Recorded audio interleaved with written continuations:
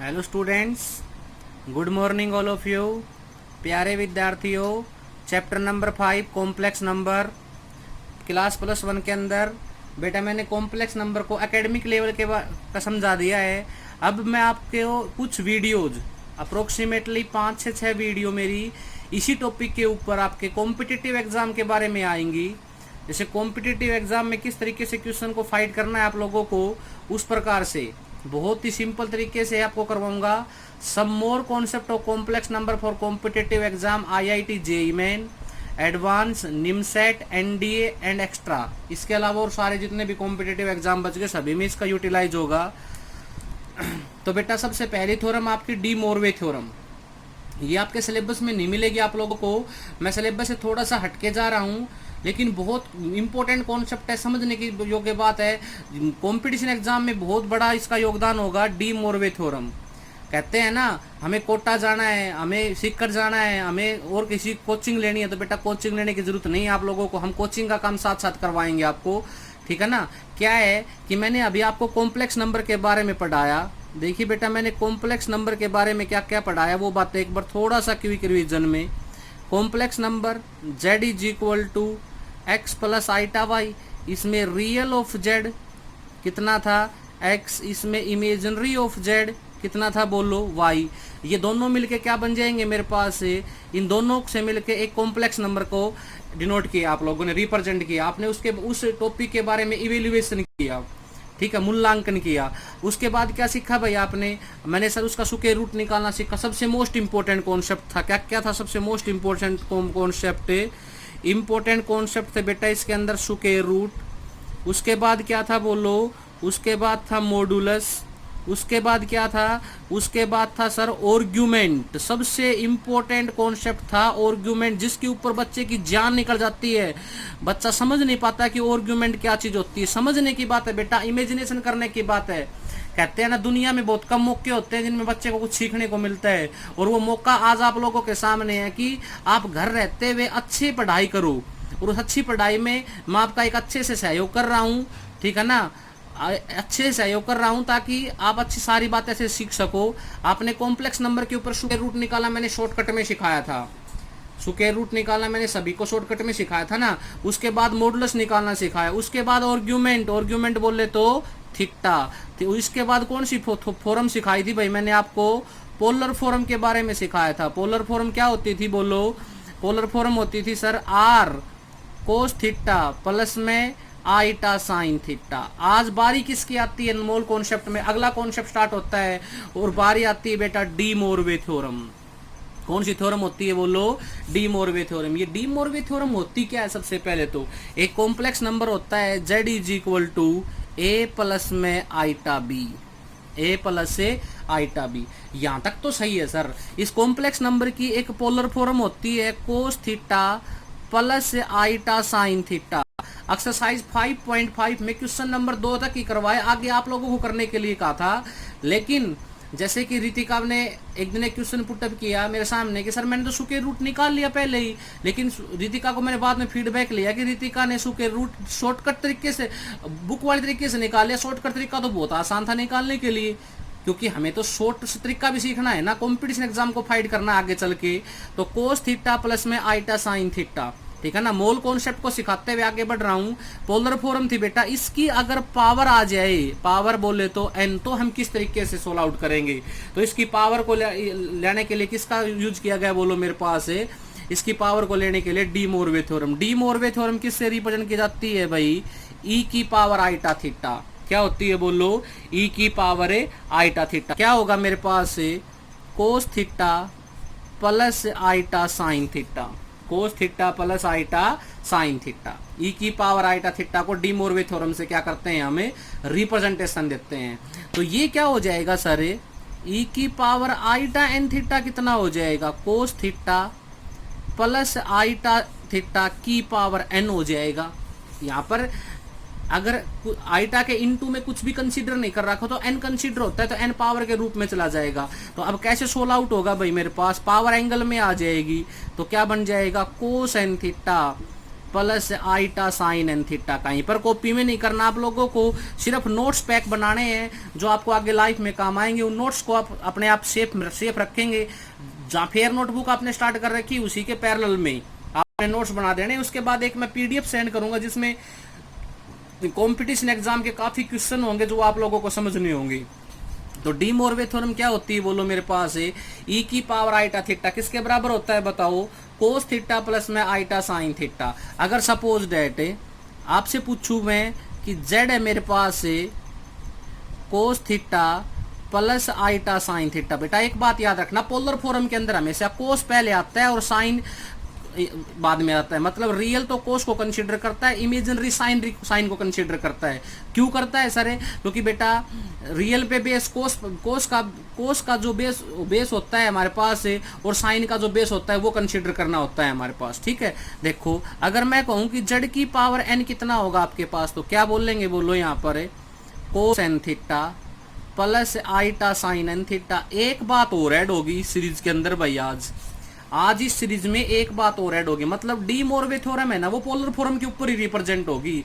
Topic पढ़ाया, topic के साथ ही मैंने डी मोरवे थ्योरम को भी साथ में ले लिया ताकि आगे चल के, मतलब मैंने 10th फाउंडेशन में आपको कितनी थ्योरम सिखाई, बहुत घुमा फिरा के थ्योरम सिखाई, लेकिन वो थ्योरम सिर्फ हमारे पेपर में तो पता था मेरे को गिनी चुनी थ्योरम आएंगी, वही थ्योरम आई थी पेपर में। लेकिन आज कंपटीशन एग्जाम की तैयारी के अकॉर्डिंग चल रहा हूं, तो जेड की पावर एन बोलिए किसके बराबर आएगा, कोस theta plus iota sine N theta. तो ये बताओ जेड की पावर माइनस एन किसके बराबर आएगा, ये आएगा बेटा cos minus n theta plus iota sine minus n theta. जब इसको सोल्व करेंगे हमें जेड की पावर माइनस एन, तो क्या हो जाएगा भाई, ये हो जाएगा sir cos of minus theta, बेटा कोस होता है याद रखना ये बात, तो कोस एन थीटा, और sine of minus theta minus sine theta होता है, तो ये हो जाएगा आईटा साइन एन थीटा। तो जेड की पावर चाहे कितनी भी हो आप लोगों के सामने, उसको अगर पावर के रूप में लिखना है तो उसको पोलर फॉर्म गिवन होगी आपके साथ, उस रिजल्ट को कंसिडर करना होगा। अगर मैं आपको ये दूं z is equal to cos theta plus iota sine theta और z की पावर 6 कितना होगा, तो आपको कंफ्यूज नहीं होना, बताओ कितना हो जाएगा, कोस 6 थीटा प्लस में आईटा साइन 6 थीटा। कितना हो जाएगा बोलो, कोस 6 theta plus iota sine 6 theta. बोलो बेटा समझ में आया कि नहीं आया। एक कॉम्प्लेक्स नंबर है भाई मेरे पास, for example z is equal to a plus iota b, इसका कॉन्जुगेट बताओ a माइनस आईटा बी, पहला सटार भाई। इसका मॉडुलस बताओ under the root a square plus b square. दूसरी बात भाई, इसको पोलर फॉर्म में कन्वर्ट करना बताओ क्या होगा, पोलर फॉर्म में क्या होगा बताओ, a plus iota B is equal to R cos theta plus iota sine theta. Theta क्या होगा बोलो इसके अंदर, थीटा होगा सर आर्ग्यूमेंट। कितने क्वाड्रेंट को लाई करेगा, हमारे पास 4 क्वाड्रेंट को लाई करेगा, first second third and fourth. ठीक है सर, इसकी डी मोरवे थ्योरम बताओ क्या होगी, डी मोरवे थ्योरम होगी sir z is equal to cos theta plus iota sine theta. मतलब इसका यूटिलाइजेशन कहाँ हुआ हमारे पास, एक कॉम्प्लेक्स नंबर जब पावर में दे रखा हो तो उसको किस में कंसीडर करना हम लोगों को, उस कॉम्प्लेक्स नंबर को किस में कंसीडर करना, पोलर फॉर्म में कंसीडर करना। पोलर फॉर्म से किस में बताना हम लोगों को, डी मोरवे थ्योरम में। तो किसी कॉम्प्लेक्स नंबर को आप पोलर फॉर्म में कंसीडर करना मैंने मेरे लास्ट वीडियो में सिखाया, आज मैं किस में कंसीडर करना सिखा रहा हूँ, इस रिजल्ट को डी मोरवे थ्योरम के रिजल्ट में कंसीडर करना सिखा रहा हूँ। बोलो बेटा कॉन्सेप्ट समझ में आया कि नहीं आया, कौन सा कॉन्सेप्ट है, डी मोरवे थ्योरम। अब देखिए इसके ऊपर कुछ एग्जाम्पल करवाता हूँ ताकि आपका कॉन्सेप्ट अच्छे से क्लियर हो जाए। देखिए बेटा सम एग्जाम्पल्स करवा रहा हूँ डी मोरवे थ्योरम के ऊपर। क्या है भाई मेरे पास, z is equal to cos theta plus iota sine theta, ये पोलर फॉर्म थी भाई मेरे पास। तो क्या हुआ मेरे पास, मैंने z की पावर n निकालना सिखाया आपको अभी, क्या बन गया था बताओ, कोस N theta plus iota sine N theta. अगर मैं ये कहूं पहला एग्जाम्पल कि value of 1 upon cos theta plus iota sine theta, तो क्या होगी भाई हमारे पास, देखो बेटा ध्यान से, value of 1 upon cos theta plus iota sine theta, तो क्या हो जाएगा बताओ हमारे पास, ये हो जाएगा सर कोस theta plus iota sine theta की पावर -1, क्योंकि पावर पॉजिटिव ऊपर जाए क्या हो जाएगी, नेगेटिव। और अभी मैंने मोल कॉन्सेप्ट बताया था आपको कि क्या हुआ, बोलो z is equal to cos theta plus iota sine theta की पावर -1। आप क्या जानते हैं भाई बताओ, z is equal to cos theta plus iota sine theta की पावर n किसके बराबर होता है हमारे पास से, cos N theta plus iota sine N theta. तो भाई कॉन्सेप्ट होगा का यहाँ पर भी, z इज इक्वल टू बताओ कितना हो जाएगा, cos minus of theta plus iota sine minus of theta. तो z is equal to, angle कभी भी नेगेटिव में सोल्व नहीं होगा, तो बेटा याद रखना cos of minus theta cos theta के बराबर होता है और sine of minus theta minus sine theta के बराबर होता है। तो इसका रिजल्ट क्या कंसीडर हुआ भाई, इसका रिजल्ट कंसीडर हुआ sir cos theta minus iota sine theta. मैंने दो बातें बताई यहाँ पर, कोस ऑफ माइनस थीटा किसके बराबर होता है, बोलो कोस थीटा, और साइन ऑफ माइनस थीटा किसके बराबर होता है, बोलो माइनस साइन थीटा, इसके बराबर होता है हमारे पास। बोली बेटा समझ में आया कि नहीं आया। नेक्स्ट क्या कहता है मेरे पास, देखो नेक्स्ट है भाई मेरे पास है कि value of sine theta plus आईटा cos theta की पावर n किसके बराबर होगा। कभी भी बाई मिस्टेक इसको डायरेक्ट में ये मत लिख देना भाई, साइन एन थीटा प्लस आईटा कोस एन थीटा, कभी भी बाई मिस्टेक भी मत लिख देना प्यारे विद्यार्थियों, क्योंकि यहाँ पर ये पोलर फॉर्म नहीं है। मैंने बताया था रियल पार्ट कोस का होना चाहिए और इमेजिनरी पार्ट है साइन का होना चाहिए।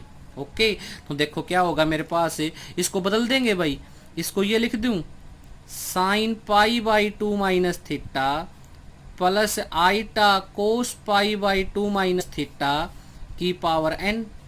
तो क्या हो जाएगा बोलो मेरे पास है साइन 90 माइनस थीटा कितना होगा, बोलो मेरे पास है कोस थीटा प्लस आईटा कोस 90 माइनस थीटा, बोलो कितना होगा साइन थीटा की पावर n। अब ये रिजल्ट बन जाएगा मेरे पास, क्या बन जाएगा बोलो, अब ये रिजल्ट बन जाएगा, क्या बन जाएगा बताओ। यहाँ पर डायरेक्ट लिखो बेटा, इसको ऐसे मत बनाओ, इसको यहाँ पर ही लिख दो cos pi by 2 minus theta sine theta, ताकि क्वेश्चन की स्टेटमेंट में कोई चेंजमेंट ना आए। प्लस में आईटा कोस की जगह क्या लिख सकता हूँ, बोलो यहाँ पर sine 90 minus theta cos theta.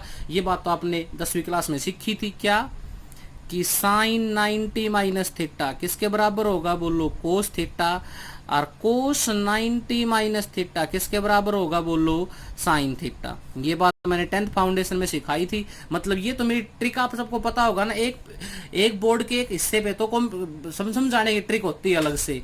तो देखो साइन को तो जो क्वेश्चन की स्टेटमेंट को थोड़ा सा मॉडिफाई कर रहे हैं, इसको क्या लिख सकता हूं मैं, cos 90 minus theta sine theta, कोई चेंजमेंट नहीं आया, plus iota sine 90 minus theta cos theta, कोई चेंजमेंट नहीं आया, की पावर n लगाओ, डी मोर भी क्या लग जाएगी, ये लग जाएगी sir cos n pi by 2 minus n theta plus iota sine n pi by 2 minus n theta. कौन सी थ्योरम रिजल्ट कंसीडर कर दिया भाई इसने डी मोरवे थ्योरम को रिप्रेजेंट कर दिया।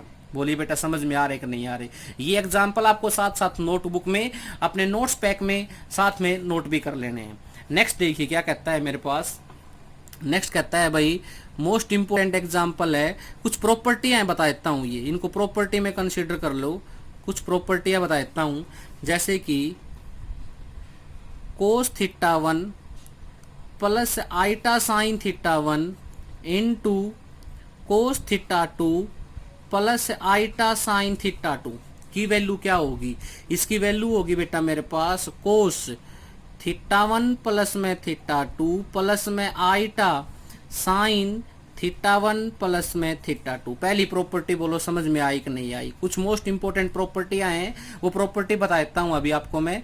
कोस थीटा 1 प्लस में आईटा साइन थीटा 1 किसके बराबर होगा, बोलो कोस थीटा 1 प्लस में थीटा 2, इमेजिनरी रियल में कोस बाहर रिजल्ट को जोड़ दिया, plus iota sine theta 1 plus में थीटा 2। ओके, अगर मैं यहाँ पर एग्जांपल दूं आपको भाई कि cos 6 theta plus iota sine 6 theta into cos 9 theta plus iota sine 7 theta की वैल्यू कितनी होगी मेरे पास, बताओ कितनी होगी वैल्यू भाई हमारे पास। इसकी वैल्यू हो जाएगी सर कोस 15 थीटा प्लस आईटा साइन कितनी हो जाएगी 13 थीटा। किसके बराबर आ जाएगी बोलो 13 थीटा। सर ने कहा था कोस को बाहर रखो एंगल को सम कर दो, आईटा साइन को बाहर रखो एंगल को सम कर दो। बोलो भाई समझ में आया कि नहीं आया। प्रॉपर्टी बता रहा हूं आपको, प्रॉपर्टी नंबर 1 आपको क्लियर होगी। सेकंड है भाई मेरे पास डिवाइडेशन की रूल। जैसे कि आगे एक्सरसाइज 5.5 में क्वेश्चन करेंगे तो इस प्रकार के क्वेश्चन भी आपके सामने आएंगे। क्वेश्चन ही करवा देता हूं, देखो cos theta plus iota sine theta की power 11 upon cos theta plus iota sine theta की पावर 6 की वैल्यू कितनी होगी। अब ये पावर पॉजिटिव है, ऊपर जाए क्या हो जाएगी बोलो नेगेटिव हो जाएगी। तो cos 11 theta plus iota sine 11 theta into cos theta plus iota sine theta की पावर 6 की पावर -6, क्योंकि नीचे पॉजिटिव थी ऊपर जाके नेगेटिव होगी। और मैंने तो polar form sorry de Moivre theorem दोनों केस में करवा रखी है। क्या होगी बताओ, cos 11 theta plus iota sine 11 theta into बोलो क्या होगा cos 6 theta minus iota sine 6 theta. कैसे सारे बेटा मैंने बताया था ना कोस ऑफ माइनस थीटा किसके बराबर होता है। देखो ऊपर cos theta sine of minus theta sine theta. अब बताओ इसमें क्या रिजल्ट कंसीडर होगा, कोस सम नहीं आएगा क्योंकि यहाँ पर जो साइन होगा ना वो आएगा। माइनस है तो 11 में से 6 गया तो बोलो कितना आ गया 5 थीटा प्लस आईटा साइन 11 में से 6 गया तो बोलो कितना आ गया मेरे पास 11 में से 6 गया तो ये आ गया sir plus iota sign 5 theta. बोलो बेटा समझ में आया कि नहीं आया। बीच का साइन तो यही रहेगा क्योंकि पोलर फॉर्म हमें डी मोरवे थ्योरम आंसर में देनी है। और साइन अगर यहाँ पर पॉजिटिव है तो ऐड हो जाएंगे, नेगेटिव होगा तो माइनस हो जाएंगे। बोलो बेटा समझ में आया कि नहीं आया। अब मैं आपको कुछ कॉम्प्लेक्स नंबर पे डायरेक्ट एग्जांपल करवा रहा हूं कि आपको एक कॉम्प्लेक्स नंबर गिवन होगा उसकी डी मोरवे बतानी होगी कैसे होगी। ठीक है देखो आगे। देखो बेटा एक एग्जांपल है हमारे पास, find the de Moivre result of 1 plus iota की पावर 6। मोस्ट इंपोर्टेंट एग्जांपल है भाई हमारे पास। 4 नंबर का सवाल IIT JEE मेन में अब की बार पूछा गया था। ये जिस बच्चे ने +1 का कॉम्प्लेक्स पढ़ते टाइम डी मोरवे पढ़ लिया था ना उस बच्चे को कोई दिक्कत ही क्रिएट नहीं हुई। तो क्या है भाई मेरे पास 1 प्लस आईटा की पावर 6 का क्या निकालना है यहाँ से डी मोरवे। तो जेड बताओ भाई कितना आ गया मेरे पास, जेड है सर 1 प्लस आईटा। डी मोरवे तो किस पे लगेगी, पोलर फॉर्म पे लगेगी। तो पोलर फॉर्म क्या होती है बोलो, पोलर फॉर्म होती है sir R cos theta plus iota sine theta. सबसे पहले इसका आर चाहिए, आर बोलो क्या होता है, आर होता है सर मोड √1 + 1 = √2। ओके भाई आर तो निकाल दिया। अब z = 1 प्लस आईटा। अगर मैं इसको x प्लस आईटा के इक्विवेलेंट रख दूं तो x का मान 1 और y का मान भी 1 भाई। अब मुझे क्या चाहिए, इसके अंदर थीटा चाहिए। तो सबसे पहले इमेजिनेशन करना पड़ेगा। इसका पेयर बताओ क्या आ गया, पेयर आ गया सर 1 और 1। 1 और 1 कौन से क्वाड्रेंट में लाई करता है भाई, फर्स्ट क्वाड्रेंट में। मैंने तो डीपली पढ़ाया था ना कॉन्सेप्ट को। अच्छा फर्स्ट क्वाड्रेंट में थीटा निकालने का फार्मूला बोलो क्या होता है, tangent inverse y by x theta = tangent inverse y बोलो 1 अपॉन 1। तो थीटा बोलो क्या होगा मेरे पास tan inverse 1 theta = tan inverse. 10 की टेबल में 1 बोलो कहाँ होता है, टेंजेंट π/4 45 पे होता है भाई। तो 10 से 10 क्या हो गया कैंसिल आउट। बोलो कितना आ गया मेरे पास π/4। ओके फर्स्ट क्वाड्रेंट का रोल ये था। अब नहीं सेकंड क्वाड्रेंट का रोल क्या था, पाई माइनस अल्फा। थर्ड का क्या था माइनस पाई प्लस अल्फा। और फोर्थ का क्या था माइनस थीटा। ओके अब देखो क्या हो गया भाई, z = 1 प्लस आईटा = r। r बोलो कितना आया √2 कोस थीटा बोलो कितना आया π/4 प्लस में आईटा साइन π/4। अब z की पावर कितनी निकालनी है बताओ मुझे आंसर में 6। तो √2 cos π/4 plus iota sine π/4 complete की पावर 6। एक बात बताओ बेटा आप, a इंटू बी की पावर 6 किसके बराबर होगा बोलो, a की पावर 6 इंटू बी की पावर 6। तो बोलो कितना हो जाएगा, z की power 6 is equal to under root 2 की power 6 cos 6 pi by 4 plus iota sine 6 pi by 4। तो इसका जो एक्चुअल आंसर होगा वो क्या होगा, अंडर रूट 2 की पावर 6 कितना होगा बोलो बेटा, मेरे पास है 2 दूनी 4 4 दूनी 8, कितना हो जाएगा बोलो, cos 3 pi by 2 plus iota sine 3 pi by 2। बोलिए भाई ये आंसर होगा इसका जो आपके ऑप्शन में कंसिडर कर रहा होगा। मोस्ट इंपॉर्टेंट क्वेश्चन है।